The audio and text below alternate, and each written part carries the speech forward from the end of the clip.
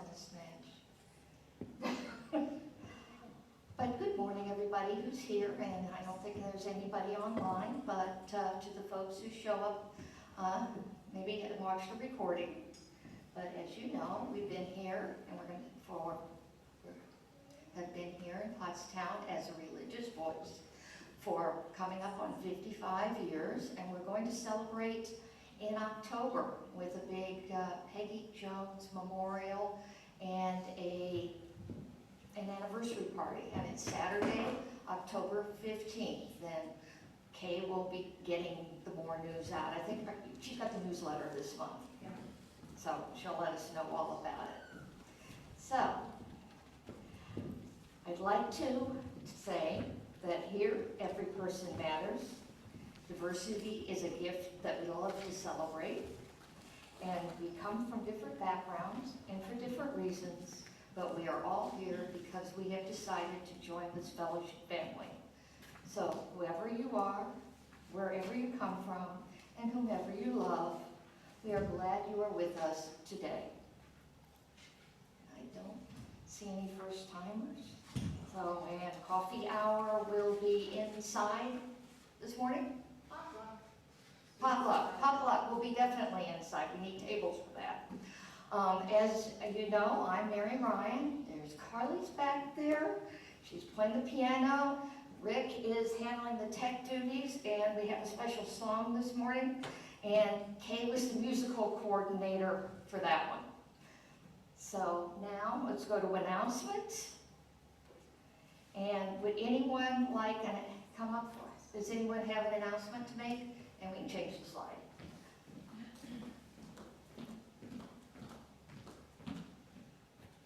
Good morning, I'm Miranda, and I just want to remind you that we're offering a UU 102 class this, after the service. The idea would be to grab something from potluck for your lunch and bring it with you to 102 if you would like to. Anyone's welcome.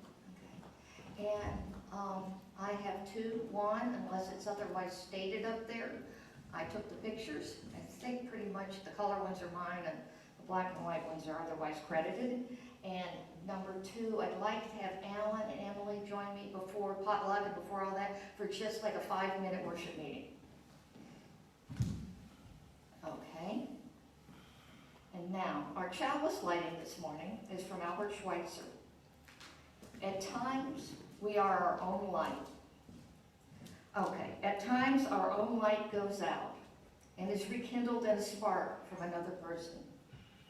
Each of us has cause to think with deep gratitude of those who have lighted the flame within us.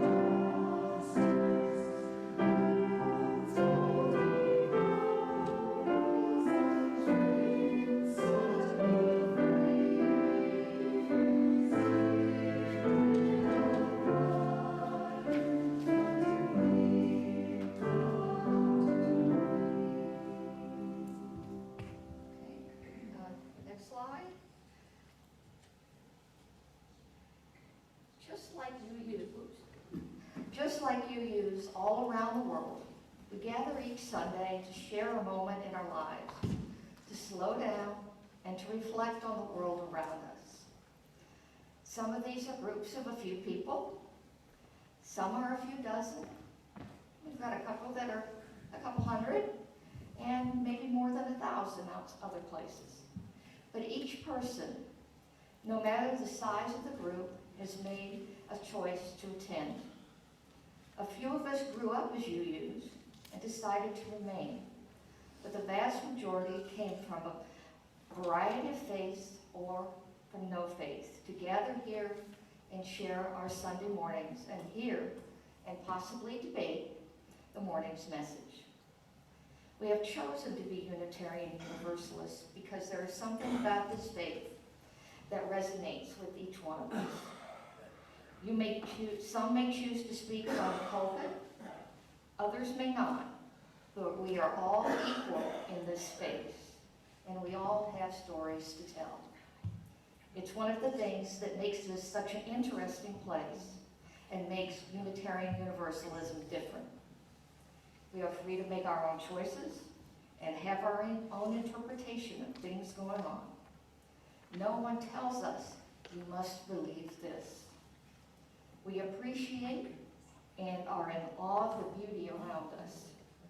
We strive to make things better with our endeavors, individually and as a group, such as the food donated from our garden in our collaboration with the Pottstown Cluster. We may be small, but we can have a big impact in Pottstown and in the world. So now we're going to invite Ruby and the kids to come up, and she has a story for all ages.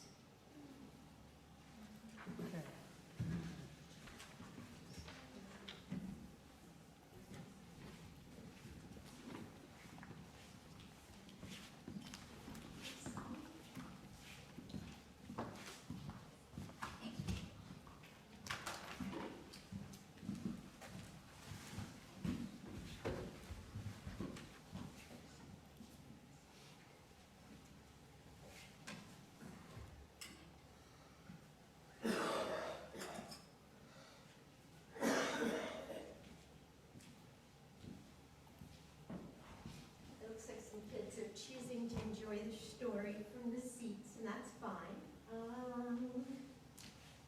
The microphone's here, so Now this one can see. it's okay.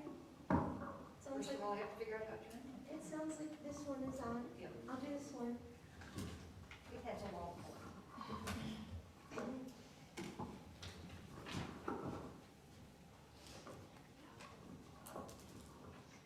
Good morning, everyone. My name is Ruby, and I have our story for all ages today. In sticking with the ocean adventure theme, our story today is called The Island of Bum Bum Blue. It's by Daniel Arrico, and I got it from freechildrenstory.com. Okay.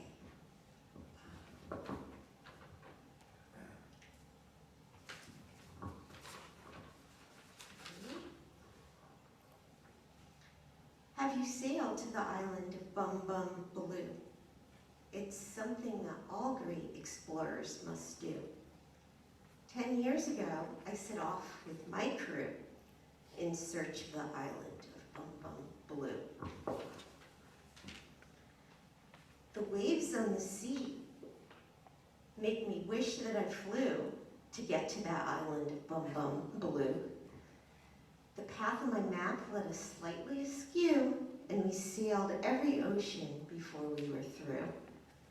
But when we arrived, it was then that I knew that all of the stories I heard must be true. The water surrounding it shone a bright hue, a magnificent color like no other blue, a sign made with vines. A sign made with vines. There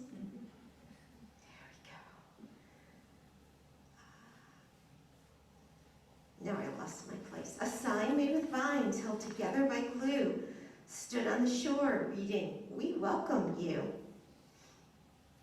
The king had arranged for a great big to-do,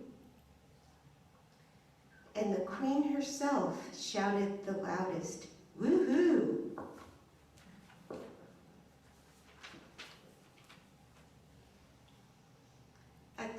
feast on the island of Bum Bum Baloo. Our drinks were quite tasty, a tropical brew. I don't know, there's some stuff in there that looks pretty questionable if you ask me. If you ask what was in them, I haven't a clue. Probably wouldn't drink it. They served us desserts made with bumberry goo as we danced to the tune of the Digger-a-Doo. We all thanked the king for the party he threw, of course not forgetting to thank the queen too. From their palace they showed us the wonderful view, and we saw all the fields where the bumberries grew. As gifts, I gave both of them gumballs to chew. When they asked me for more, I had only a few, so we hopped on the ship where we kept a whole slew, but it got carried off when the northern wind blew. The island is waited to be found anew, while I searched for someone to give the map to, and now I've decided to pass it to you to discover the island of Bum Bum Baloo. And that's my story.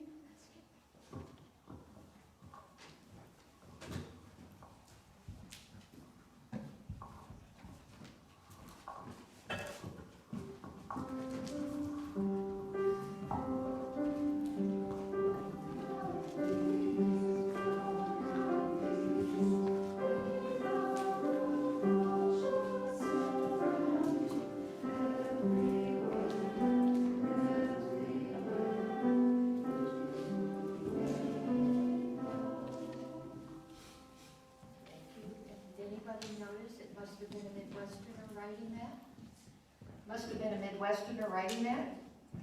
It was pop, it wasn't soda.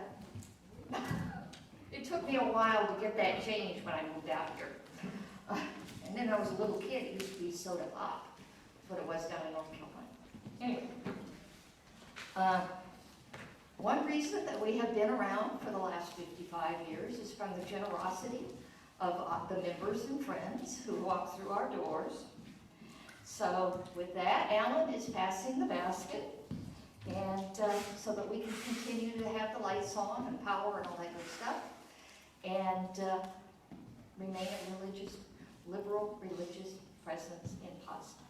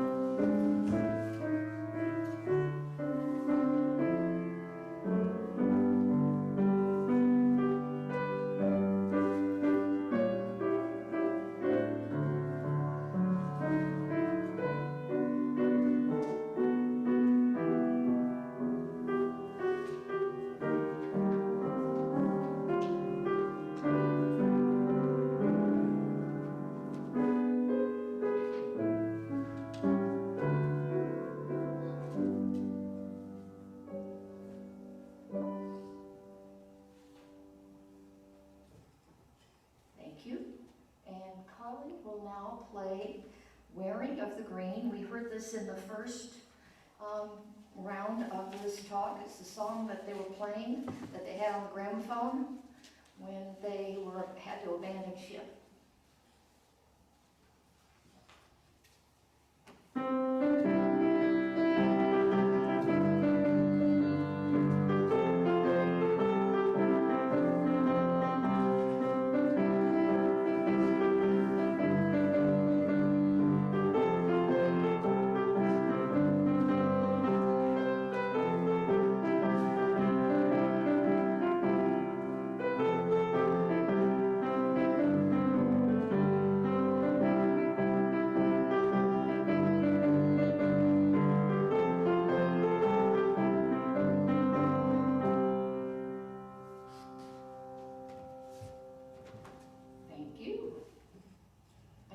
Carly said she's enjoyed playing the music for these, because she gets to play jaunty, lively music. Not that the classical isn't lovely. So,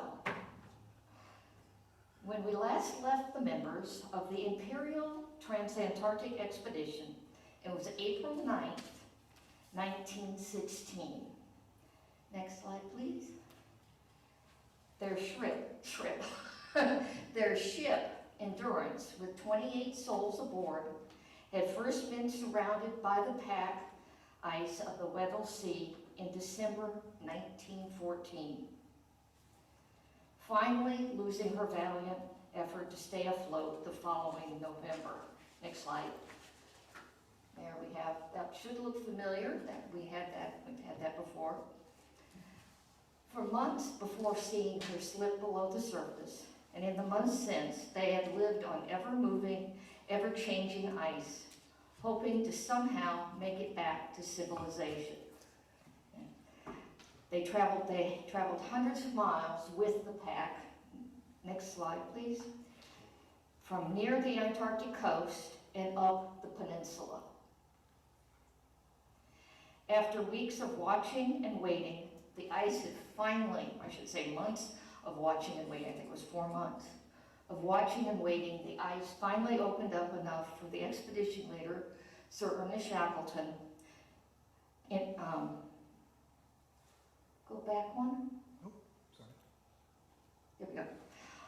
After weeks of watching and waiting, the ice opened up enough for the expedition leader, Sir Ernest Shackleton, to order the launch of the 3 lifeboats, the James Caird, the Dudley Docker, and the Stancomb Wills. They were near the eastern edge of the Bransfield Strait. Hopefully it's big enough to see up there, that little slanty line between a bunch of islands and the peninsula. And an area that's about 200 miles long and 660 miles wide between the peninsula and the South Shetlands. The carpenter, Harry McNeish, had used the wood from the Endurance to build up the sides of the Caird and the Docker to make them much more seaworthy. Remember, they kept leaving the Stancomb Wills behind, and then they'd go, oh, we're here, let's go back and get it. So it wasn't as big, and it wasn't quite as seaworthy. And even though the 4 men were handling the oars of the Docker and the Caird, and in the other ones, but especially those two, the first 2, they had to sit on crates of stores in order to row, which made it very hard to get over the top. Plus they were battling the sea, and they hadn't actually done any rowing in more than a year. So it was hard to keep the water, and then the ice kept closing in on them as they went through it. So the men who weren't at the oars and the man at the tiller, they were leaning over the side trying to push the ice away, but that ice, in some cases, weighed more than they did, more than the loaded boats did. And one of the sledges, because they thought they might need it, was being pulled by the Docker, but Captain Frank Worsley said it was such a pain in the neck and getting caught in the ice all the time that he just took out his knife and cut it loose. So there was quite a bit of litter left behind. It's all down at the bottom. But progress was slow, but it was progress. But they're surrounded by seabirds and all different kinds of whales. And the killers, though, really frightened them because they thought the orcas were killer whales. And they didn't know at that time that they wouldn't go after them. So they thought they might attack. Next slide. Then they came upon a big tabular iceberg. There we go. The kind that are only found in Antarctica, where it's got the flat top. And the seas were crashing into the iceberg itself and flinging the spray about 60 feet in the air. And as they came close, all of a sudden they heard a noise. And it was getting louder and louder and louder, and it came closer to them. And it was something called a tide rip, not to be confused with a rip tide. And it was like a lava-like flow of ice. And it was about 2 feet high and the width of a small river. And it was coming straight at them. So they rowed like mad. For about 15 minutes, they just were rowing and rowing and rowing, trying to get away. It was still gaining on them. And just as the men on the oars were about to conk out, it just stopped. Just like that. They had been off the ice for 2 hours. When preparing for this section, and reminded me, as I'm going through this whole thing, no script writer would get away with this. With all the things that keep happening, with the, the ice, and we had the birds, and we've got the whales, and just the sheer terror of what is happening during this whole thing. Just one thing coming on the next. They would go, you gotta dial this back a little, nobody's gonna believe this could happen. But then, when it was all over, the winds had backed their back, and they were pushing them along where they wanted to go, up to the northwest. Around 5 o'clock, they started to lose their ice, and they wanted to, or their light. So they wanted to find a floe where they could spend the night and get out and pull everything up onto it. And the sea was swelling like this. And I don't know if you've ever been one, I know Albert has, where it's going like this. It's awful. It makes you sicker than you, it's just, you know. I've got pictures, by the way, if you want to see that, a video. But they finally were able to get the boats onto the ice. Set up the stove, get something hot, and get the tents up, except for one of them, and the people in that tent decided they'd spend the night in the caird. Now, around 11, Sir Ernest got up. He just didn't feel right. For some reason, he said, so he got out and he was kind of looking, took a walk and looking around the ice, trying to figure out what's going on. And he looks out and he's like, uh-oh. And the floe had turned, and now the sea was coming at them head on. And as he watched, there was a loud crack, thud type of sound. And the floe broke apart directly beneath one of the tents. 8 men were sleeping in that tent. But one of the men, they got out, they crawled out from under the thing, and they yelled there was somebody missing. And it's dark, it's the middle of the night, and Shackleton looked, everybody's looking, and he looked down and he saw kind of a blob of a sleeping bag. And the blob was moving, trying to get out of the water. And he reached down and just yanked him out with one pull. And an instant later, that ice ran right back shut. The cracks started to open again, and the men on the caird and in Shackleton's tent were separated from everybody else. So they threw ropes across and pulled the ice together. And everybody got over to the bigger floe except for Shackleton. And he couldn't pull, he wasn't strong enough to do it. One man couldn't do it. So he shouted to launch the boat, and Wild then ordered the Stancomb Wills to launch and to pick him up. And they returned to the campsite, but no one slept.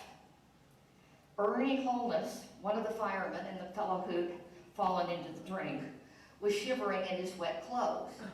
But there were no clothes to change him in, just like, get out of those clothes and put something dry and warm on. It didn't exist, it wasn't there.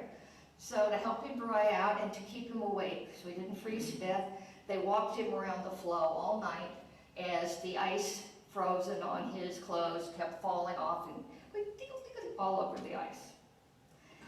But his only complaint was that he'd lost his tobacco.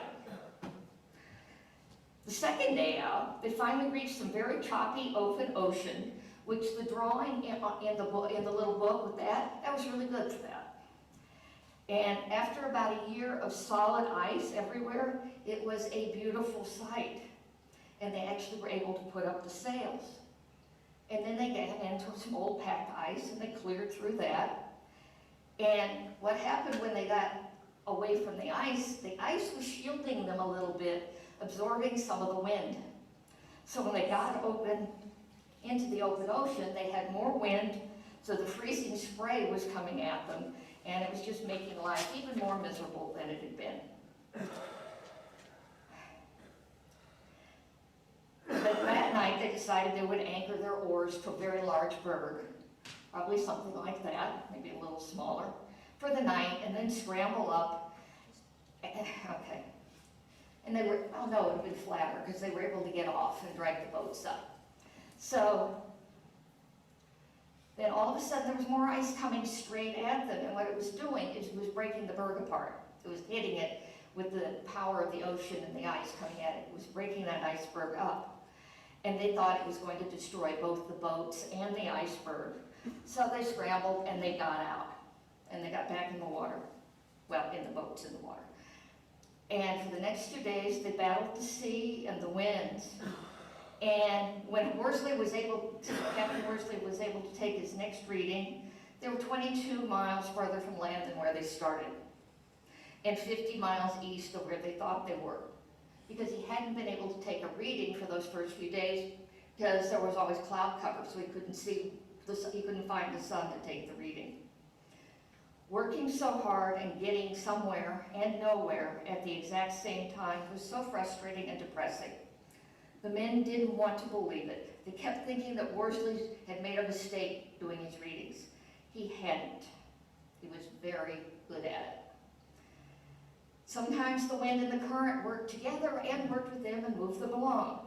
Other times the wind and the current would battle each other and them. It was never just, let's just go nice and easy. Sometimes the wind would push them into, or the current would push them into a gale. And then it was just not fun. But then it could change in an instant. And it started snowing. They were getting further north, so it could start snowing more. Sleeping was impossible, and the boats would start bumping into each other because they wanted to stay close, because if they separated, they were afraid that they would lose one of them, which had happened in the past to other little boats and groups that had been out. If you read the story about Captain Bligh after the Bounty, that's one where they lost one of the boats. Rowing was hard work, but one thing it did do, it kept them warm. Next slide. Throughout this, because taking readings, their destination kept changing. And went from Elephant Island to Clarence Island, and yes, they're pointing at little teeny tiny specks that are actually on the map. To Joinville Island, King George Island, whatever seemed the best place to get to. And after 4 days, they were running low on drinking water, because in one of those mad dashes to get to the boats, they forgot to grab some ice off one of the icebergs to melt so that they could have water. And at one point, they were so tired, hungry, and thirsty, and cold, that Shackleton thought they wouldn't make it through the night. By April 13th, they were headed once again for Elephant Island, about 100 miles to the northwest. And it was, again, brutal sailing as they encountered huge waves and high winds, and they were all taking on water. I have a question. I don't know how many people in here have seen Master and Commander, the movie. Well, when they're the scene where they're going around Cape Horn, and the water's, that's what we're talking about. And if you don't know that scene, maybe I'll bring the video and run it one Sunday afterward, after service, and show you what it looks like. Just that one scene. For the night, at night, they would tether the boats together so they wouldn't become separated. And as tired as they were, it was hard for some to sleep. And remember our stowaway purse, Black Barrel? He had the wrong kind of boots that he had worn, and his feet had gotten so cold that he'd lost all feeling. And one of the navigators who was manning the tiller, Navigator Herbert Hudson, he was in such pain on his left backside that he could hardly move, because he'd been sitting there like 3 days straight doing this. And he had frostbitten hands because he'd lost one of his mittens. Others were seasick. It was 8 below in it's Fahrenheit. So when the waves crashed over, they froze almost immediately. And these are some of their most dire circumstances of their voyage. And then the wind started to ease, and when the sun came up, they saw those two little islands. First they saw Clarence, and then they saw Elephant. They were a mere 30 miles away. Shackleton really wanted to make it by nightfall. But before they did that, they had to break all the ice off the Dudley Docker and the Stancomb Wills, and get the oars were stuck too, so they had to get those out of there. And then when they were trying to separate a couple of things, the docker suddenly moved and somebody lost 2 teeth. So when he was trying to untie a knot, and so he decided, hell with it, slash, just cut it. They were on their way by 7 in the morning. The sun had started coming up about 3. They had small breakfast, and then they gnawed on seal meat to quench their thirst. And by 2, they were within 10 miles. And all of a sudden, they were not moving. They couldn't move forward, they couldn't move backward. No matter what they did, they just sat there, and the current was fighting them. Shackleton had always wanted everybody to stay together so everybody knew everybody was okay and could help from boat to boat. You know, the teamwork, teamwork is what's gotten them through. So, but Worsley said, can I separate from you? And we'll go in and look for a place, and you can go in, we'll go in. And he's like, okay, they were so close. The Caird was actually towing the Stancomb Wills.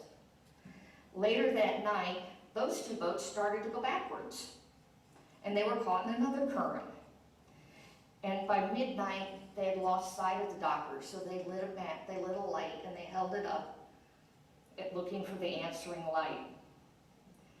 And they waited, and they lit another, and another, and another, and they never got an answer.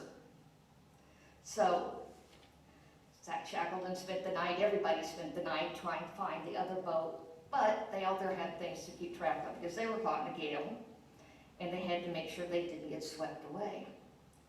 And then when the sun came up, they were greeted by the black cliffs and the blue glaciers of Elephant Island. Yeah, next slide, please. About a quarter of a mile away.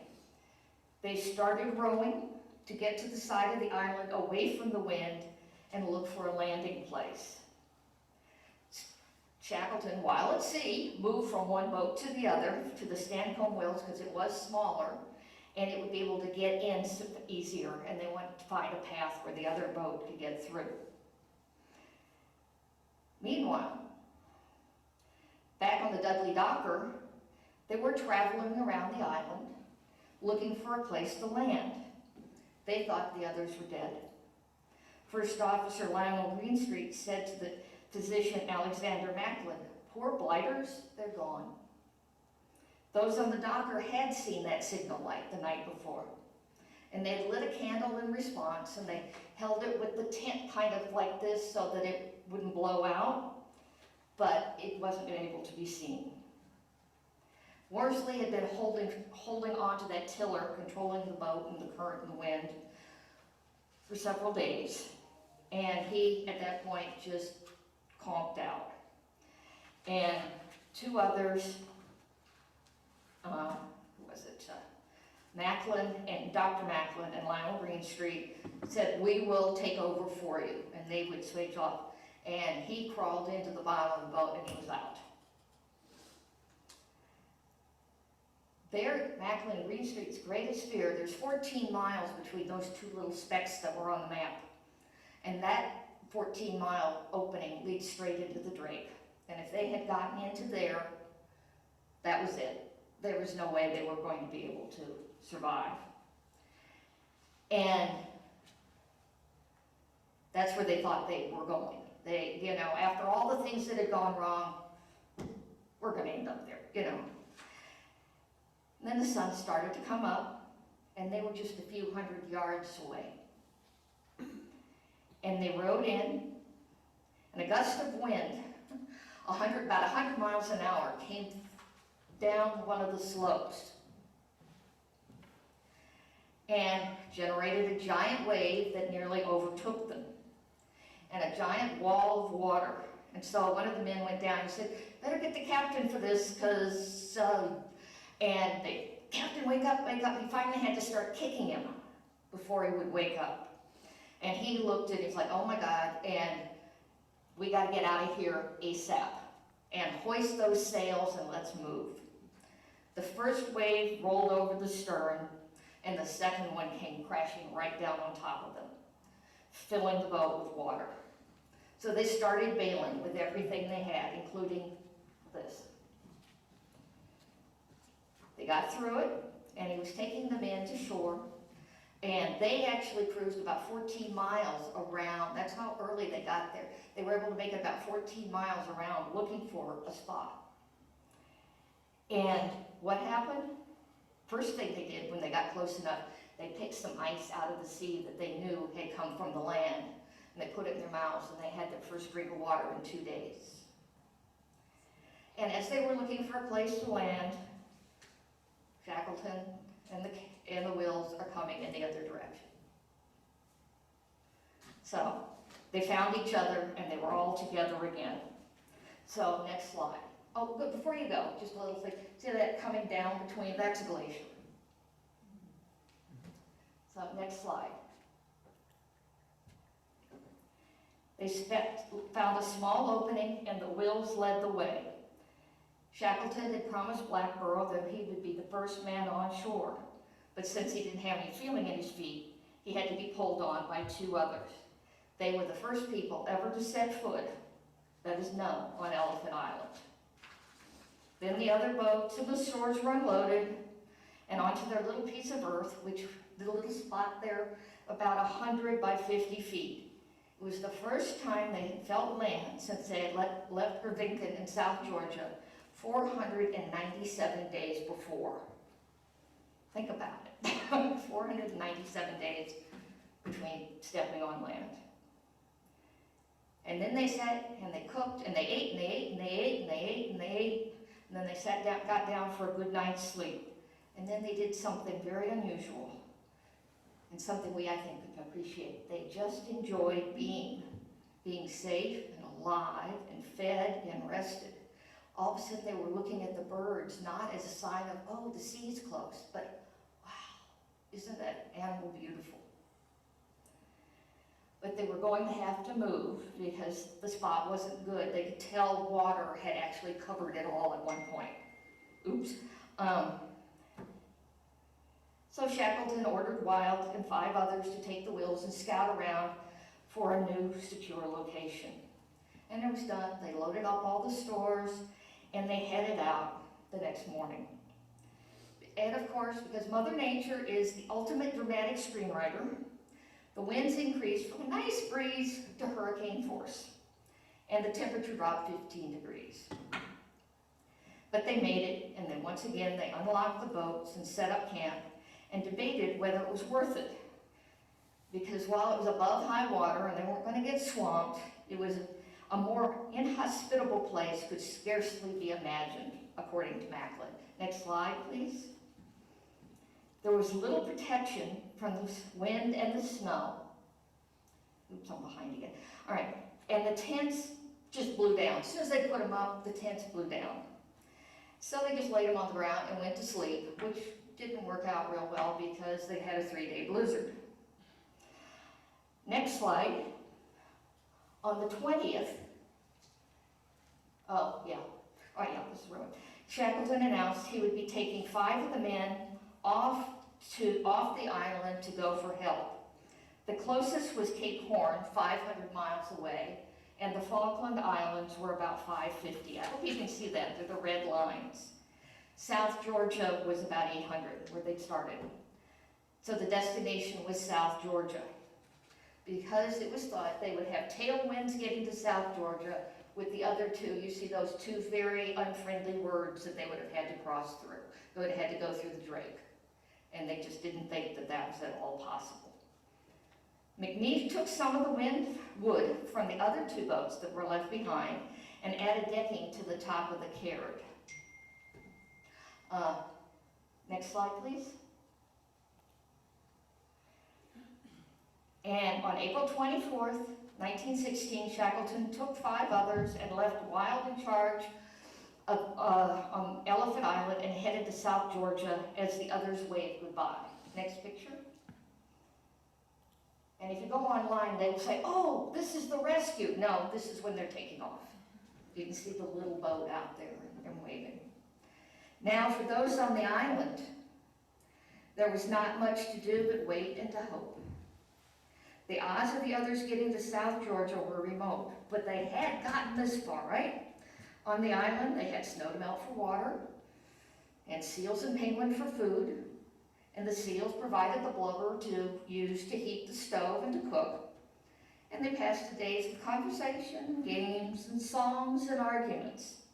And although nothing serious, just squabbles, you're on, kind of like the kids, you're on my side of the back seat when people are just cooked up too long. Next slide. They also had to find a way, okay? They also had to find a way to keep out the wind and the snow, and they first tried an ice cave, but that failed quite miserably because when they got inside, all the body heat melted the cave on top of them. And then they came up with an idea, and I could tell you what that idea is, or I could let the choir. It is in your, I actually have the words up here, but Rick said the choir, so I guess that's not going to work. But if the words are in your order of service twice, once on the back of the page, the second page, and once right there. But this is a song that was written to an existing tune, and it was written by Reginald James, the expedition's physicist. Go.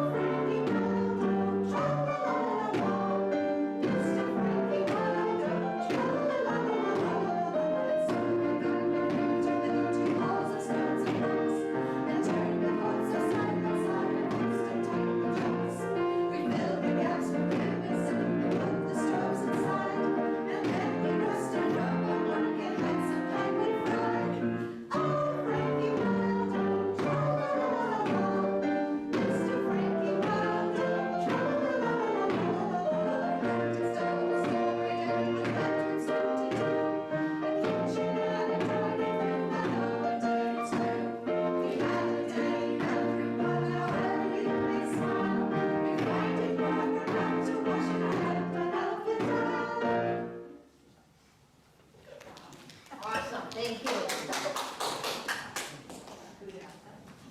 Good job. Thank you very much. And so, anyway, I thought that was more entertaining than me. And Rich gets back. The next picture is what the structure looked like.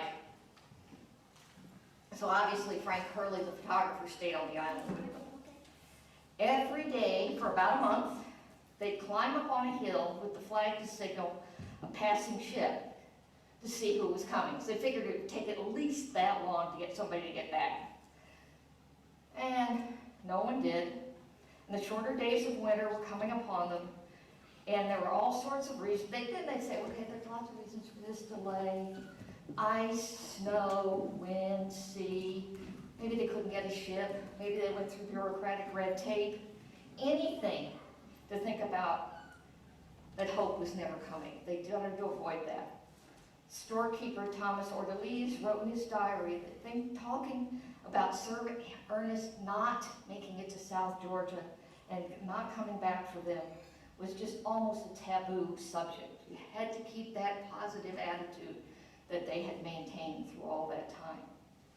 The main concern was Blackborough's foot, and because it had to be amputated. They had 2 surgeons on board, Macklin and James McElroy. So they set up they kicked everybody out of their palatial dwelling and cranked the stove up and got it up to 80 degrees in there. And they removed his foot. And then they washed up in cold water and warm water, and then the folks were, oh, guess what we can do? We can have a little bit of a bath for the first time in a year and a half. And on June 22nd, the winter solstice, they had a concert, and it included that song. But at the end of July, they were thinking, you know what? We think we're going to have to take one of the boats and maybe head for a different island, like Deception Island, which is, I think it's down with the Sandwich Islands somewhere, where the whalers were known to stop. The diary entry of Ordelise on August 3rd said, "We are short on both fuel and meat, and no one seems to care very much. Sir Ernest's non-return is now openly discussed. No one likes to think that he could possibly have failed to reach South Georgia." August 16th from Macklin, eagerly on the lookout for the relief ship. And most of us go up the hill, I think you can take the next picture, and eagerly scan the horizon for any sign of her. Some of the party have given up all hope of her coming. Then the ice started coming back on the 17th and the 18th. Ordelise wrote, "There is no good deceiving ourselves anymore." And that's it for today. I know I promised to finish. I failed once again. So what I'm going to do is I'm going to write the thing up before I write the next blurb. But, well, so I just couldn't pull it off. The final chapter is October 16th, the day after our party. And I really, really apologized. I called Mrs. Joe Heel on Friday. What the hell? Didn't make it. So if, I don't think anybody's going to sing, but you're going to play Danny Boy for us as he's looking out to the sea. They actually carved little steps in there so they could climb up in that piece of snow. So take her away, Miss Carly.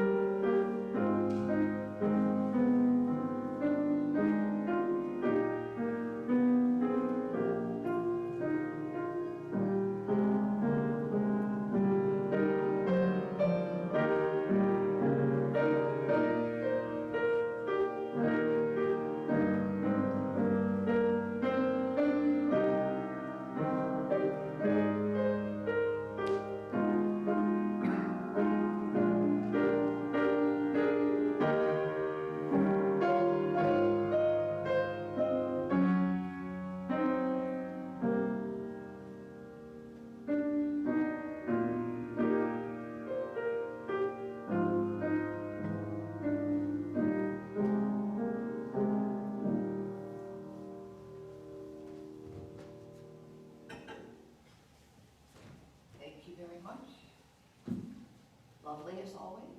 And Alan, if you could, extinguish the chalice and, well, do I have the words in there? I don't know. But if I do, please will you with me? We extinguish this flame, but not the light of wisdom, the warmth of community, or the fire of commitment.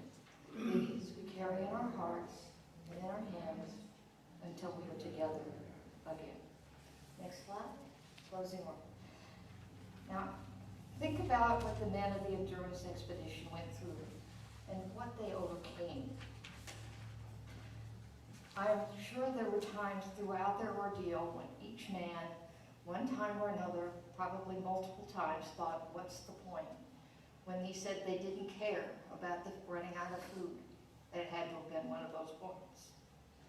They were working so hard every day, and sometimes it seemed for nothing. But they kept going, at times finding strength in themselves they didn't know they had. We all have that strength. We've all said, I just can't go on, I'm too tired. And I was thinking, okay, when have I been really pooped? And it's a slog through the first day after a flight to Europe. You know, you just want to make it through that first day to get onto their clock and your clock and get us all synced. If you take a nap early in the afternoon, you're lost. And I think the longest I've ever done is about maybe 36, 40 hours, especially when I lived in Chicago. It's another 2 hours on that flight over there. And a good portion of that, what are you doing? You're sitting in an airport, you're sitting on an airplane, maybe you'll doze off a little bit, but you're not bailing, you're not bailing freezing seawater, manning a tiller against the wind and the current. What they did was amazing. And it shows you what you can do. It's in all of us to get through that, if you have to. To get through the bad times, as hard as it is, you just have to keep putting one foot in front of the other and try to keep moving. I truly believe each one of us is stronger, both mentally and physically, than we think we are. It's just that most of us are not put in such an extreme position where we actually have to reach down and find the strength. But I think it's good to know that it is there. So thank you and blessed be. And Carly will treat us with the postlude.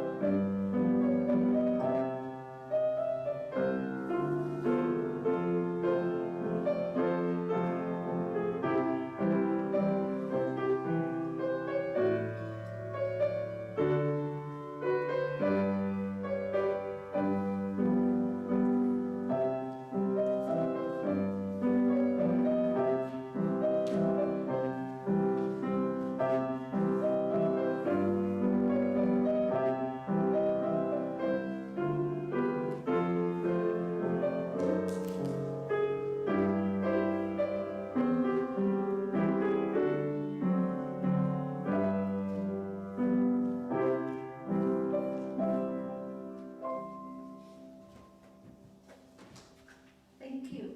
What was the name of that? The Missouri Waltz. Pardon? The Missouri Waltz. Oh, cool. All right, Rick will stop the recording and we'll go with joy. We'll now just have joys and sorrows. If there's anything that you'd like to share about what's going on in your life, good or bad,